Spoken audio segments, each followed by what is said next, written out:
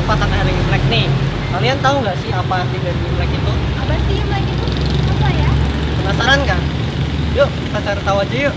Nah, kebetulan kita lagi ada di Klenteng Huikyong Kediri. Nah, Klenteng ini merupakan salah satu ekowisata kota Kediri loh, beralamat di Jalan Yosudarso nomor 148. Keren kan? Yuk langsung masuk. Yuk.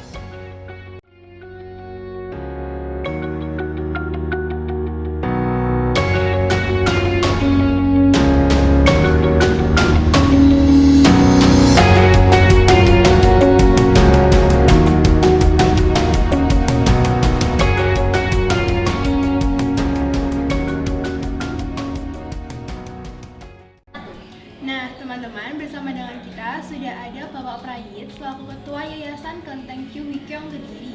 Selamat pagi, Pak Prayit. Selamat pagi. Pak Prayit dipersilahkan memperkenalkan diri. Ya.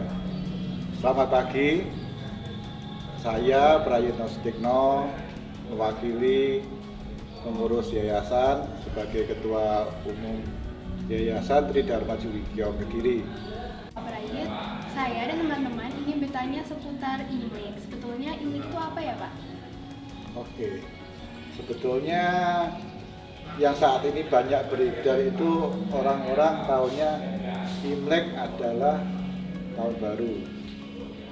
Tapi sejarah awal mulanya Imlek itu adalah awal musim semi, para petani mulai bercocok tanam. Jadi setelah musim dingin selesai musim semi. Sebetulnya itu. Tapi karena proses berjalannya waktu akhirnya Imlek dianggap sebagai tahun baru. Berarti Imlek adalah awal musim semi. Awal musim semi.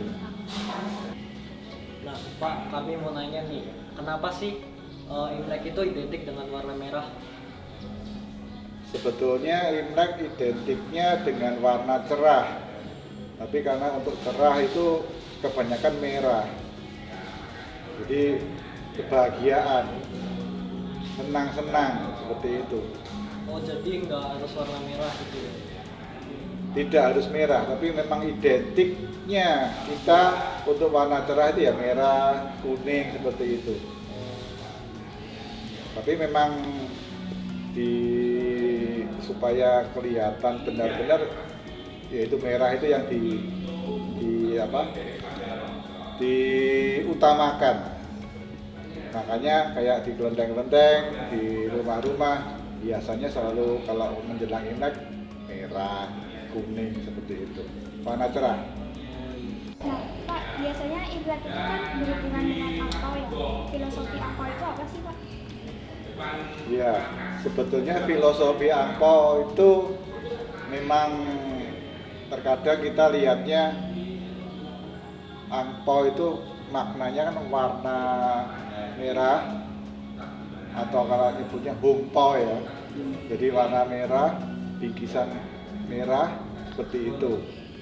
Sebetulnya maknanya adalah suatu pemberian kita dari orang tua ke anak, dari yang sudah berkeluarga ke orang tua. Jadi tidak selalu dari yang tua ke yang muda, tapi bisa juga dari seorang anak ke orang tua. Jadi maknanya ya kita cinta kasih seperti itu, kekeluargaan, kebersamaan. Jadi tidak melihat isinya angpao, tapi yang kita lihat adalah maknanya. Kebanyakan kalau anak-anak sekarang kan, wah isinya banyak, isinya sedikit, wah ini yang memberi pelit seperti itu. Jadi kita tidak melihat isinya, tapi kita melihat maknanya. Jadi cinta kasih atau hubungan saudara dari yang tua ke yang muda, orang tua ke anak, begitupun juga sebaliknya. Nah, kalau tadi kita sudah membahas soal angpao, lalu kalau untuk makanan apa yang biasanya ada di perayaan Imlek? Lalu maknanya itu seperti apa ya, Pak? Jadi sebetulnya Imlek itu ada beberapa sajian atau makanan yang memang kita siapkan. Jadi contohnya buah, jeruk, seperti itu. Kalau jajanan mungkin kue keranjang, terus ada juga manisan atau permen seperti itu. Ada juga kue mangkok, kue tok, kue wajik. Tapi itu semua tidak menjadikan suatu kewajiban, tergantung dari kita, kemampuan kita. Karena sekarang banyakkan, oh ini wajib harus disediakan, padahal kita kurang. Ekonomi kita kurang, kita wajib menyediakan begitu banyaknya, jadi beban pikiran. Jadi untuk yang dapat menyediakan silahkan sediakan. Jadi jangan sampai makna Imleknya, suasana Imleknya jadi beban buat kita untuk merayakan dengan harus menyediakan beberapa macam sajian. Kita bisanya apa? Itu yang sebetulnya perlu dimaknai atau perlu dipegang. Jangan sampai sesajian ini untuk buah makanan itu menjadikan kita beban dalam merayakan Imlek. Jadi seperti contohnya kue keranjang itu lengket, kekeluargaan, keeratan dalam keluarga itu yang dipentingkan seperti itu. Jadi, kue keranjang mahal ya, saya tidak bisa ya, misalkan seperti itu ya tidak usah sediakan, tidak apa-apa. Kita nikmati suasana Imlek dengan riang gembira. Jadi jangan sampai harus menyediakan ini itu jadi beban kita. Jadi memang ada beberapa sajian makanan buah itu yang bisa disediakan, tapi bukan sebagai beban dalam merayakan Imlek. Ya, jadi makna dari kata gongsi faca itu apa sih Pak sebenarnya?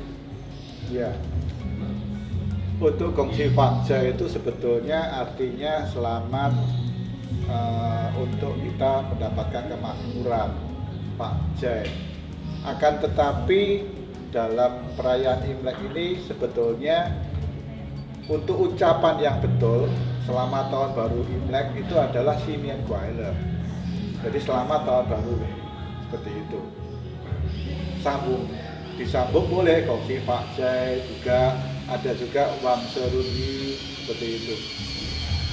Sendi Jenga, jadi supaya badan kita sehat semua seperti itu. Jadi dulu memang karena harapan kita kondisi ekonomi kurang bagus, akhirnya jadilah gongsi Pak Jai supaya kita semua ekonominya naik seperti itu. Tapi yang betul yaitu Sinien Gwaile untuk selamat tahun baru Imlek. Nah, tadi kan udah dijelasin makna dari kata gongsi facai. Nah, untuk pertanyaan terakhir, untuk Imlek tahun ini sionya apa ya Pak? Apa arti dan maknanya?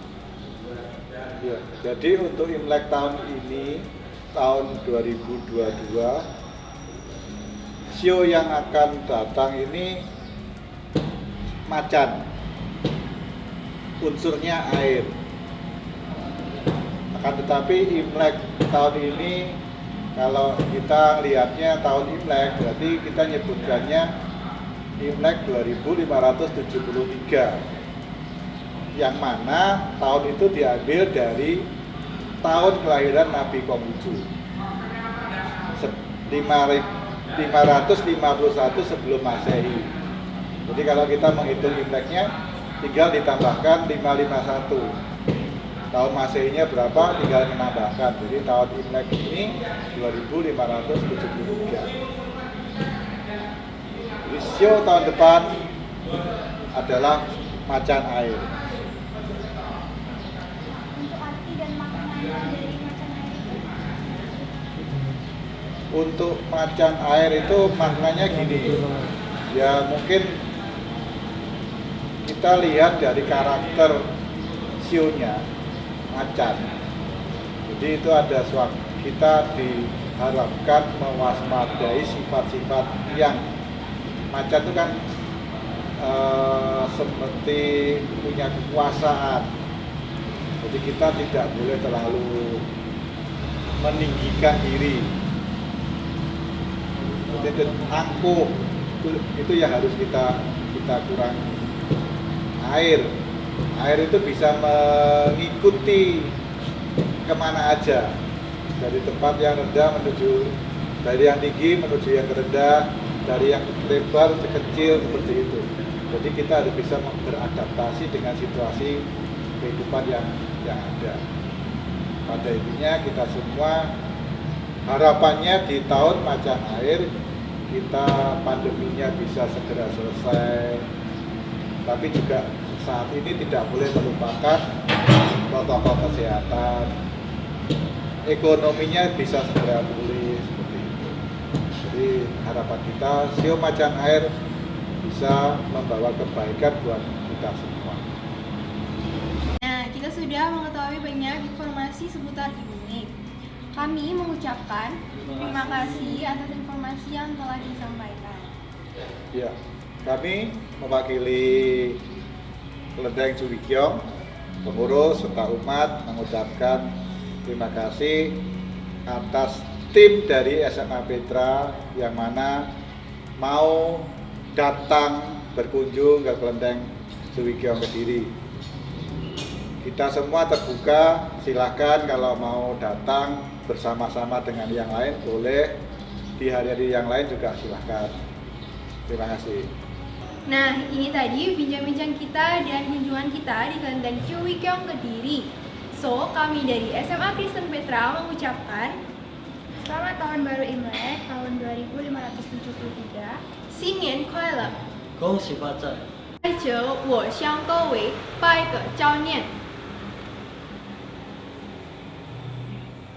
谢谢大家。